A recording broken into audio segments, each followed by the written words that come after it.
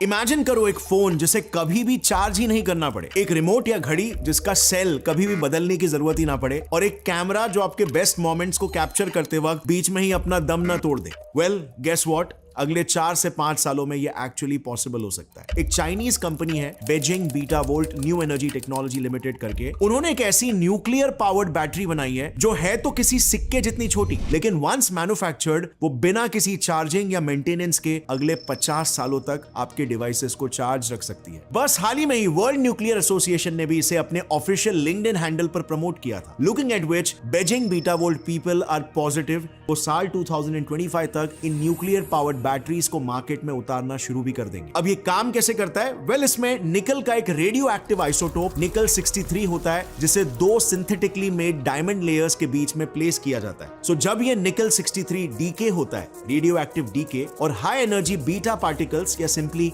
High speed electrons release करता है, तो वो इलेक्ट्रॉन्स डायमंड के एटम से उनके इलेक्ट्रॉन्स को नॉकआउट करके बाहर उड़ा देते हैं। अब इससे ऑब्वियसली डायमंड के स्ट्रक्चर में एक तरफ काफी ज्यादा इलेक्ट्रॉन्स जमा हो जाते हैं और दूसरी तरफ उनकी कमी हो जाती है। तो बस इन्हीं 2 लो और हाई डेंसिटी रीजन्स को अगर वायर से जोड़ दो तो उसमें से करंट फ्लो होना शुरू हो जाएगा। अब technically this is exactly similar to solar cells. Actually फर्क बस इतना है कि यहां पर इलेक्ट्रॉन्स को नॉक करने के लिए सनलाइट के फोटॉन्स नहीं बल्कि एक रेडियो आइसोटोप के बीटा पार्टिकल्स यूज होते हैं। पर आपके दिमाग में मे भी ये सवाल आएगा कि यार न्यूक्लियर पावर के लिए तो विशाल पावर प्लांट्स लगते हैं, हजारों सेफ्टी प्रिकॉशंस लेने पड़ते हैं, उसके कोर को ठंडा रखने के लिए उसे पानी में डुबो के रखना पड़ता है एंड सो ऑन। तो इतनी कॉम्प्लेक्स टेक्नोलॉजी आखिर इस बेजिंग बीटा वोल्ट ने एक सिक्के जितने छोटे बैटरी में कैसे फिट कर लिया? वेल, वो ऐसे कि unlike traditional nuclear power plants जहां पर न्यूक्लियर एनर्जी पहले थर्मल और फिर इलेक्ट्रिकल एनर्जी में कन्वर्ट होती है और स्ट्रॉन्ग न्यूक्लियर फोर्स जो कि third fundamental force of nature है उसे यूज किया जाता है, यहां पर बेजिंग बीटा वोल्ट में on the other hand nuclear energy को डायरेक्टली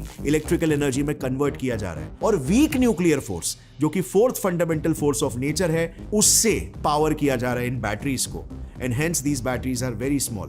पर एनीवे, रेडियो एक्टिविटी तो इन्वॉल्व है, तो सेफ्टी का क्या? रेडियो एक्टिव सुनते सबसे पहले आपके दिमाग में तो कैंसर ही आया होगा। सो वेल, इस बैटरी में क्योंकि निकल 63 का रेडियो एक्टिव कोर इस्तेमाल हुआ है, वो जैसे हमने जाना वीक न्यूक्लियर फोर्स से पावर्ड है, यानी कि लो पेनिट्रेटिंग पावर वाले बीटा पार्टिकल्स एमिट करते हैं। अब ये ट्रेडिशनल न्यूक्लियर प्लांट्स में इस्तेमाल होने वाले यूरेनियम 235 कोर जितना खतरनाक स्ट्रॉन्ग न्यूक्लियर फोर्स नहीं पैदा करते, यानी कि डायमंड जैसे दुनिया के one of the hardest substances को पेनिट्रेट करने के बाद देयर इज नो चांस कि ये beta particles beta volt battery की प्रोटेक्टिव केसिंग को भी भेद पाएंगे। सो ऑल इन ऑल, ये नेक्स्ट जनरेशन बैटरीज काफी ज्यादा ही सेफ होंगे। बट फिर भी एक्स्ट्रा प्रिकॉशंस के तौर पे बीटा वोल्ट कंपनी अपने इन बैटरीज को पहले सिर्फ मेडिकल डिवाइसेस और स्पेस टेक के लिए सप्लाई करने वाली है, और फिर थरली टेस्ट होने के बाद ही हम इन बैटरीज को कॉमन कंज्यूमर प्रोडक्ट्स में देख पाएंगे।